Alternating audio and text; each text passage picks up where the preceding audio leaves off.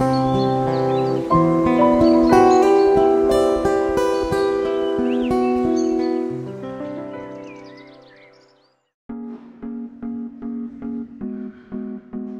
liebe Freunde unseres Kanals.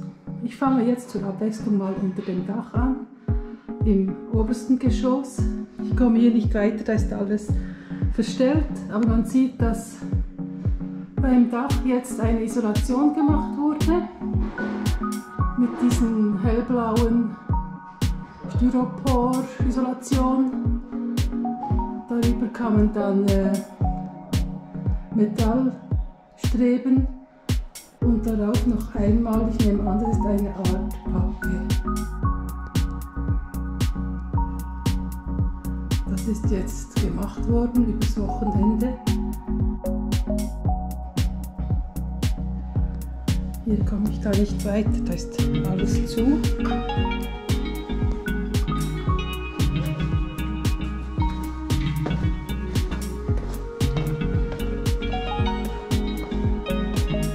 Das Wetter ist wieder ganz toll heute. Ja, wir freuen uns schon, wenn wir einziehen können und hier im Wohnzimmer sitzen und das Panorama genießen. Zurzeit lagert ja das Holz noch alles hier. Es muss die Feuchtigkeit oder das Klima aufnehmen, um dann, wenn es verlegt wird, damit es sich nicht verzieht. Hier ist das große Wohnzimmer. Ingos Zimmer ist zurzeit eine Umkleidekabine und mein Schlafzimmer ist momentan der Lagerraum, Materialraum.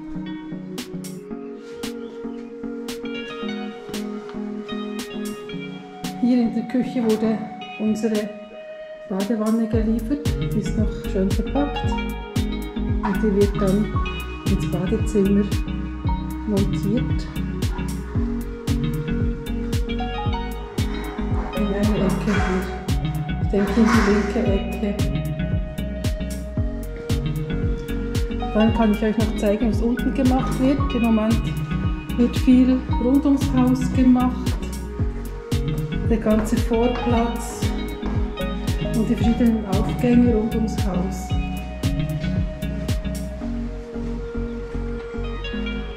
Und jetzt wird diese Abgrenzung wird jetzt gemacht zur Straße. Da musste aufgestockt werden. Der Baum musste leider ein bisschen halbiert werden, quasi. Das ging nicht anders.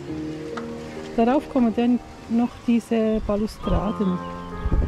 Das ist jetzt mal die Grundmauer.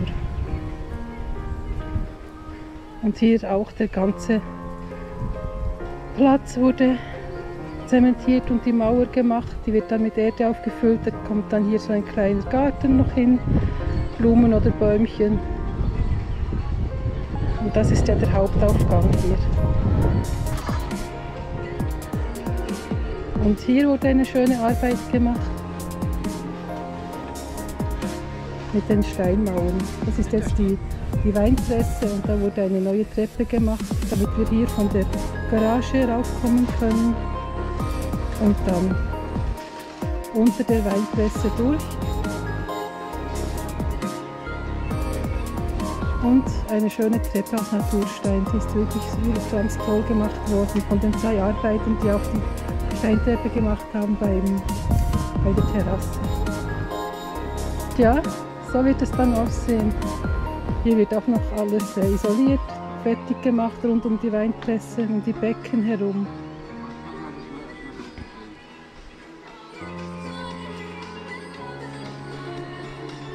Ja, das geht vorwärts.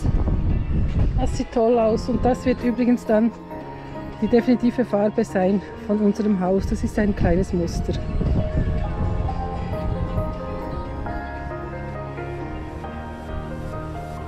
Ja, es geht vorwärts, wir freuen uns schon. Wenn alles gut geht, sollten wir in 4 Wochen vielleicht schon mal notdürftig einziehen können.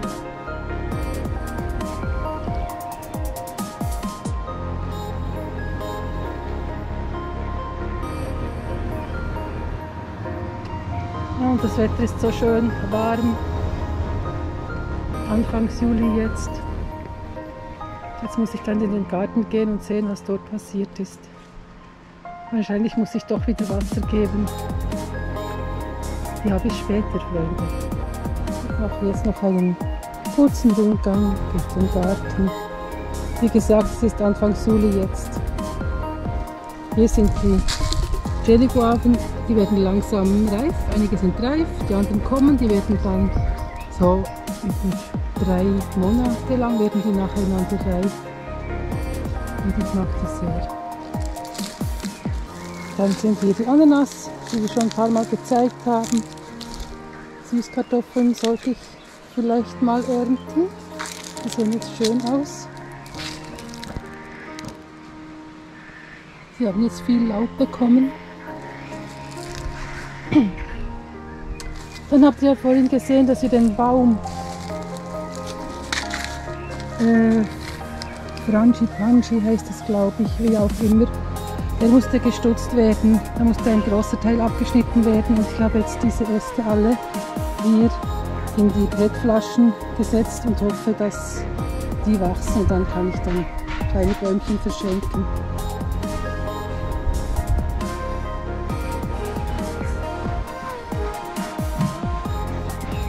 Das sind schöne Blütenansätze. Allerdings wäre es mir jetzt lieber, wenn er Wurzeln macht, statt zu blühen. Aber schauen wir einfach. Der Baum muss einfach gekappt werden für den Vorgarten, um die Mauer dort hochziehen zu können. Ich habe so viel gerettet, wie es geht. Und dann hier meine kleine Aufzuchtstation. Hier habe ich Drachenfrucht gesät. Also einfach eine Drachenfrucht gekauft und dann Samen rausgenommen und hier in die Erde gestrichen. Und das hier sollten alles Papaya sein. Dann hier sind die Kakteen von Margarete, die kommen jetzt auch. Hier habe ich noch Passionsfrucht, verschiedene Passionsfrucht. Hier wieder ein Experiment mit einer Ananas aus dem Supermarkt. Ich hoffe, diesmal klappt das. Dann hier ein sehr schöner Farn, der wird hier sehr groß, wie ein kleiner Baum. Der hat mir die Nachbarin geschenkt. Der muss dann noch einen Platz finden, wenn dann die Baustelle endlich aufgehoben ist.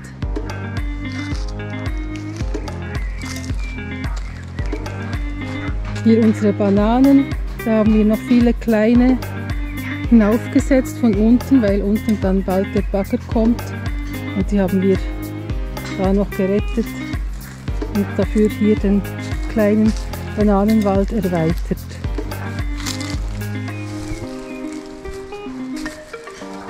Da läuft die Levada. Es hat geregnet in den letzten Tagen.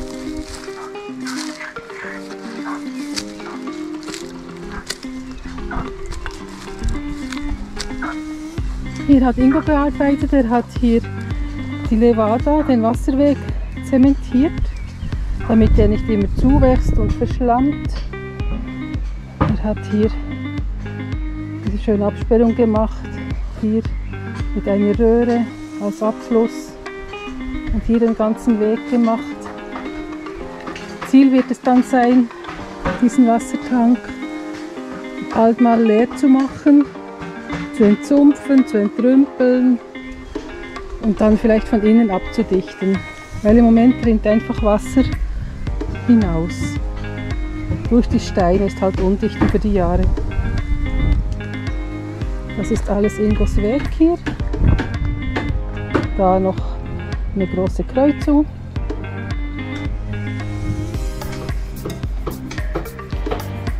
Und hier oben kommen wir jetzt zu unserem Gemüsebeet. Wir wohnen ja noch nicht da und ich habe mal ein bisschen etwas angelegt. Aber richtig Gemüse angebaut wird dann natürlich, wenn wir hier wohnen. Im Moment ist es ein bisschen schwierig, immer hier hinzufahren. Eine Strecke ist immerhin 20 Minuten. Und sich dann um den Garten zu kümmern. Wie ihr seht, der Wein ist sehr gut gewachsen, überall, alles ist grün jetzt. Alles hat sich da um unsere gezogenen Drähte gerankt.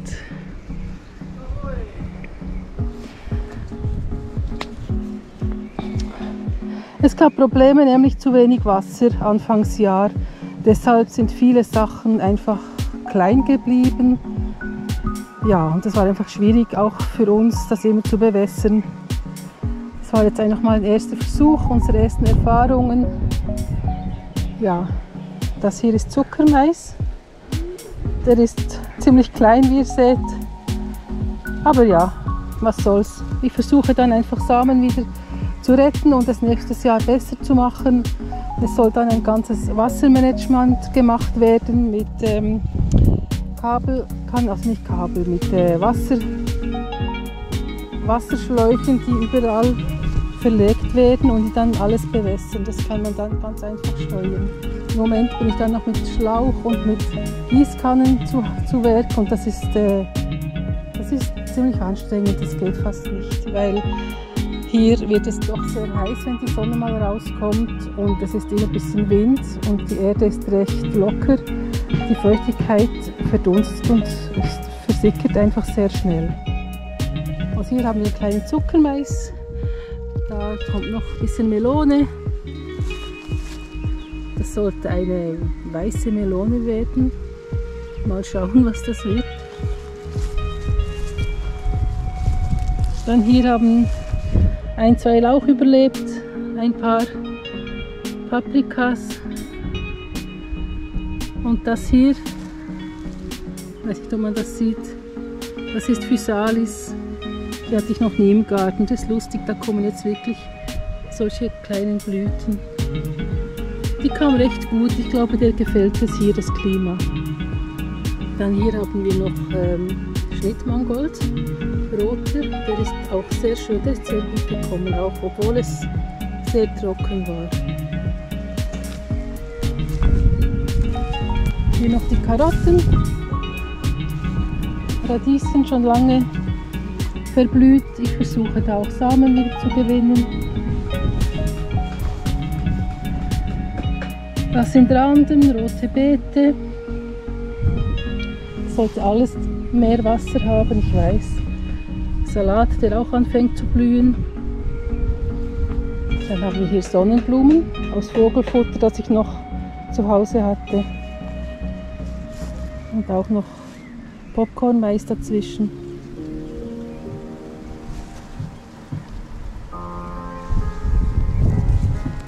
Dann hier auch verschiedene Salate. Und das, was hier total verblüht, ist Rucola. Den werden wir auf jeden Fall wieder anbauen. Da muss ich auch noch die Samen wieder ablesen. Dann hier Tomaten. Da haben wir sehr viele verschiedene Tomaten. Das sind Cherry-Tomaten. Verschiedenste.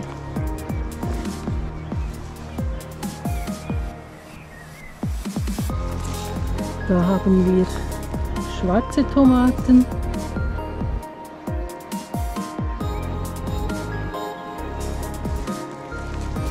Hier haben wir noch Ochsenherzen und Berner Rosen.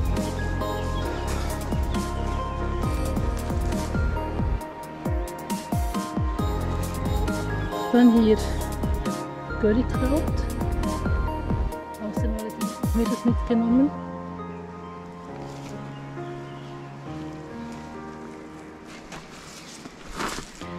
Was hier zwischen den Zwiebeln wächst, hier, das sind Artischocken. Ja, da habe ich ein bisschen Probleme mit denen. Zu trocken oder dann sind die Ameisen wieder dran. Ja, das muss ich dann nochmal versuchen, wenn ich hier wohne, dann kann ich mich besser darum kümmern. Da das sind ganz kleine Gurken. Ich weiß gerade nicht mehr, wie die heißen. Mini-Gurken. Denen gefällt es auch super hier. Und hier der große Mais, das ist weißer Mais von der Nachbarin. Der ist halt hier das Klima gewohnt. Der ist auch besser gekommen. Aber wie ihr seht, das, was ich früher gepflanzt habe. Die hintere Reihe ist größer, da gab es mehr Regen und dann kam eine trockene Periode und die zweite Reihe ist ziemlich niedriger.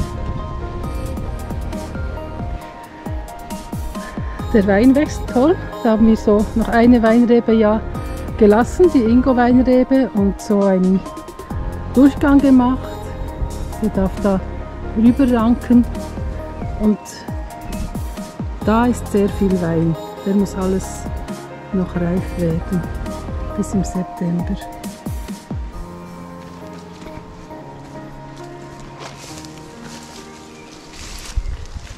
Und was ich auf dieser Seite noch habe, sind rote Zucchini. Nein, gelbe Zucchini. Das sind gelbe Zucchini, ich bin schon durcheinander.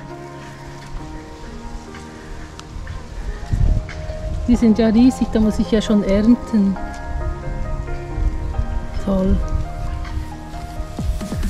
Und daneben habe ich noch, hier sieht man das, da habe ich Okra gepflanzt. Das ist auch eine, da ist eine kleine. Da habe ich noch 2 Reihen Okra gepflanzt, hier links und rechts von den Zucchinis. Da ist auch noch eine.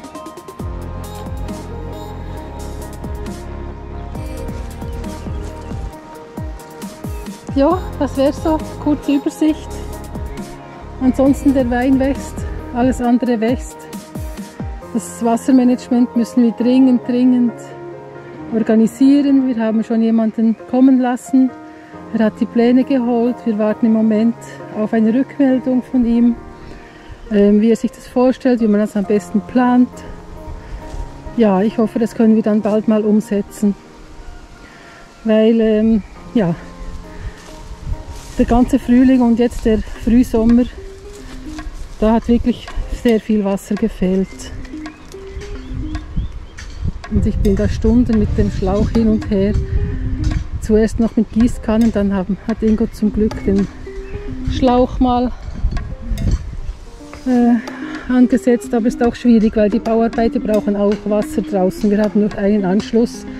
Und wenn sie ihren Zement mixen, dann kann ich nicht das Wasser blockieren, logischerweise. Ja, wir machen das Beste draus. Was nicht sehr toll gewachsen ist oder zu trocken hatte, lasse ich trotzdem einfach blühen. Versuche die Samen noch wieder zu retten und dann wird das noch einmal besser gemacht im nächsten Winter. Dann fange ich auch ein bisschen früher an. Ich denke schon Dezember fange ich an. Nicht erst im März, das war zu spät. Weil dann kam schon die heiße Periode.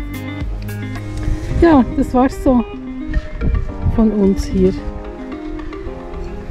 Ein kurzer Überblick Garten und was passiert ist in der ersten Woche vom Juli. Bis später.